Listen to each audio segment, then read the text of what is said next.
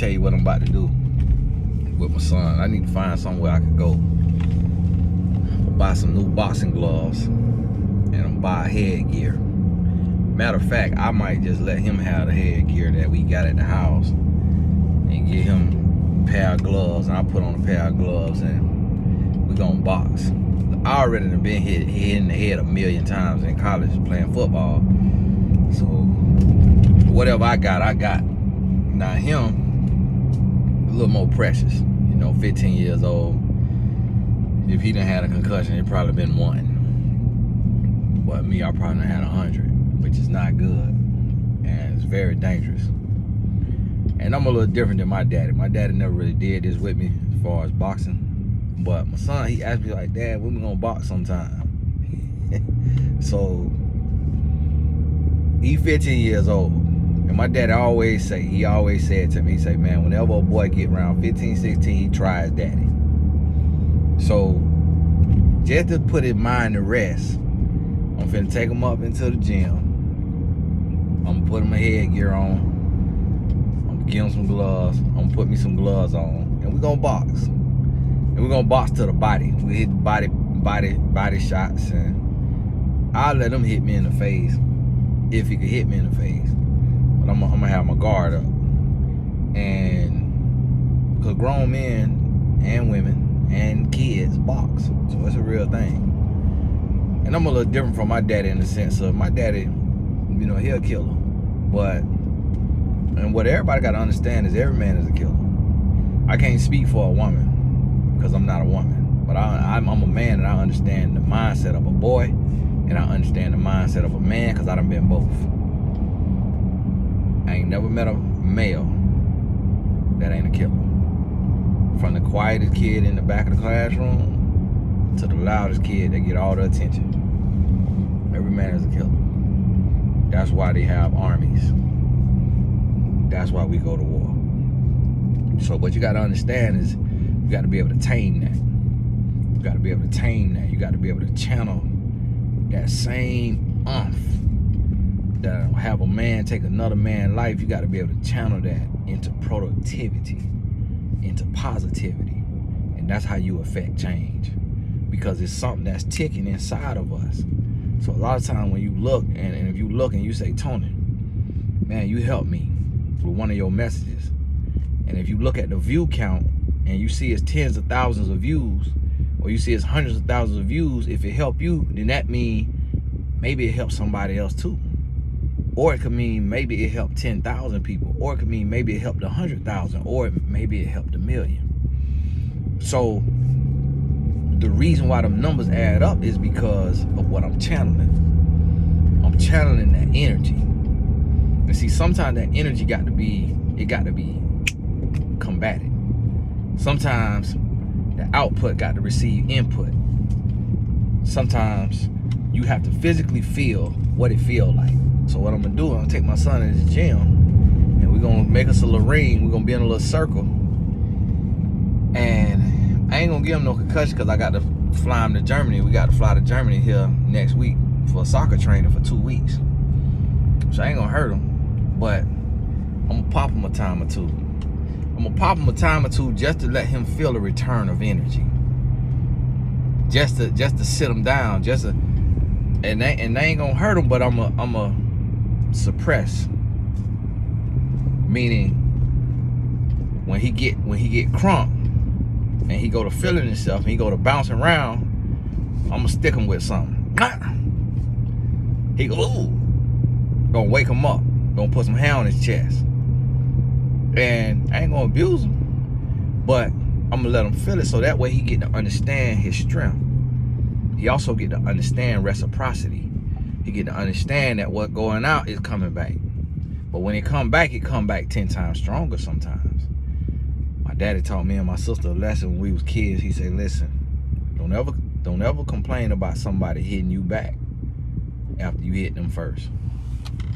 Because I was bigger and I was stronger, and my sister hit me and I hit her back.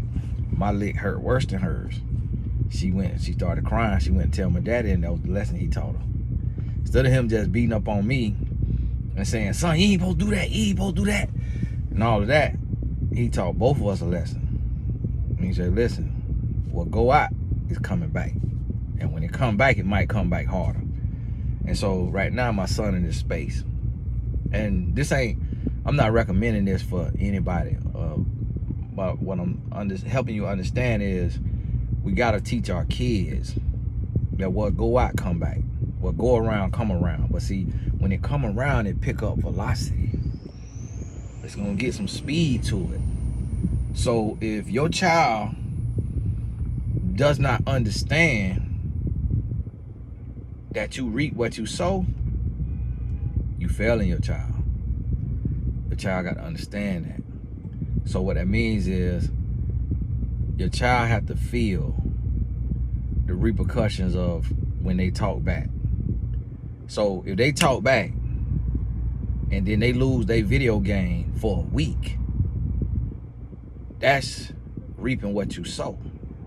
Because when you sow one seed, what sprouts from that seed is much greater than the seed. Listen now, you got the green light. You sitting over there waiting on them to turn. You got the green light, but people don't be doing what they be doing on the road. And so you have to understand that.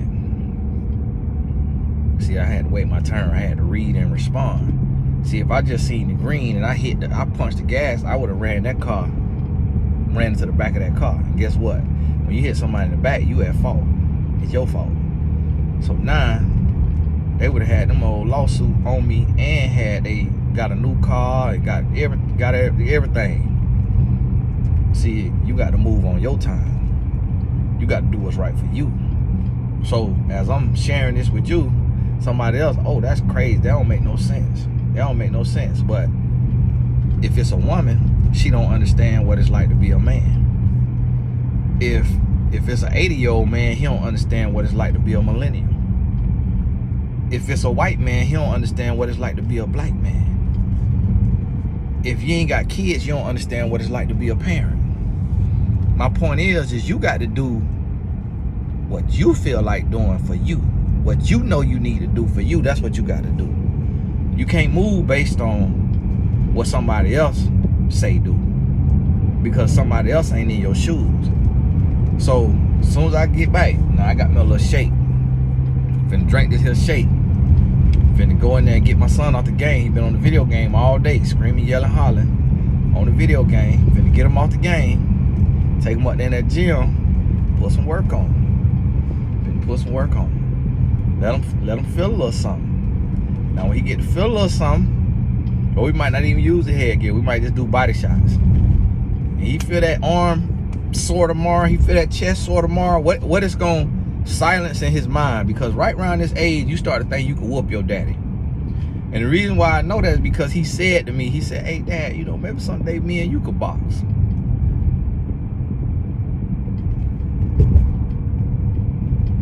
Sometimes you come into this space in life to where you feel invincible. That's why young men drive 120 miles an hour, 130 miles, and they feel invincible. They feel like, there's no way I'm gonna lose control of this car.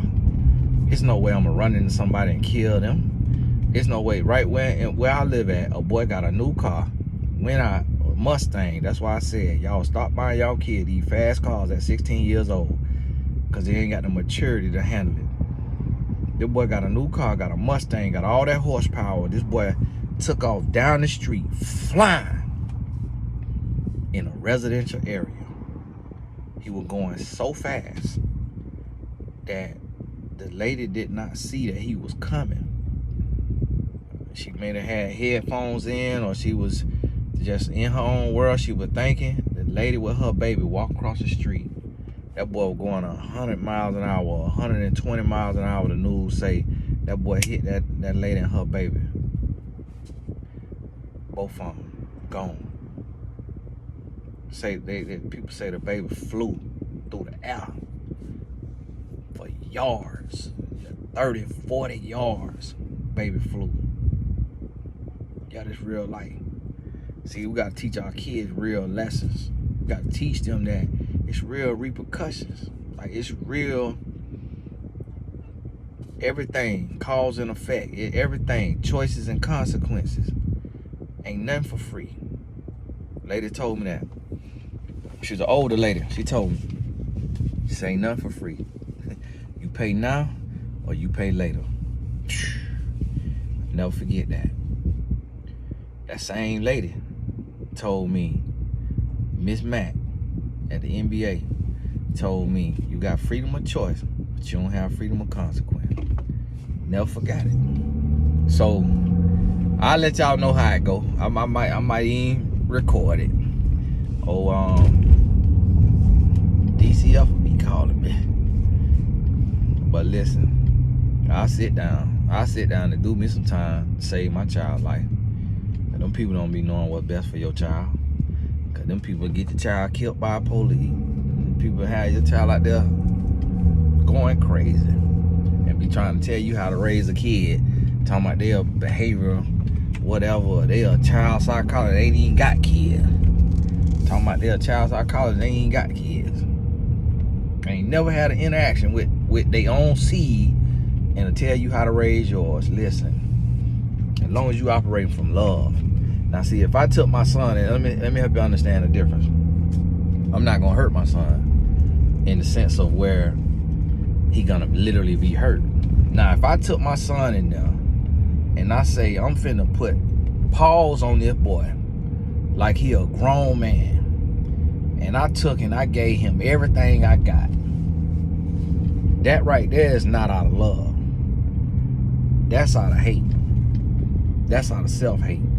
See what I'm saying? You got to evaluate where you operate from. You can whoop your child out of love, and you can whoop your child out of hate. If you whooping your child for the old and the new, like what my mom and them used to say, you whooping your child out of hate. You whooping your child out of anger. But see, when you just trying to teach a lesson, and that's one thing that I love about my daddy is he never tried to hurt me. He only tried to teach me. And he honestly was too soft on me. He could have been harder. But he was very careful. He was really gentle because he didn't want to destroy me. He didn't want to break me. And God spared me and God saved me. And he spared my sister because although she got pregnant at 16, although I got arrested and went to jail at 15, although she moved out by 17, although I got kicked out of college at 21, although we still went through some hardships, God spared us. He spared us because he knew my daddy's heart. He knew that he tried to train us up in the way that we should go so that when we are old, we would not depart from it. He knew the heart behind the actions and the efforts. So for everything he did and didn't do, God made up for it. Let us make enough mistakes. Let us fail enough. Let us learn enough. Let us suffer enough to get the lesson. To get the lesson in life. Now, it don't happen like that for everybody. And that's why they say favor ain't fair, but I can't really call it favor. I call it chance. Everybody got a birth date and everybody got an expiration date. And we all just got to be okay with our path.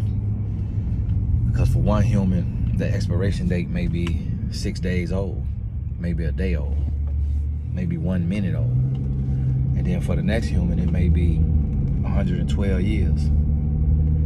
We can't say that the person who had 112 years lived a better life than the person who had 6 days.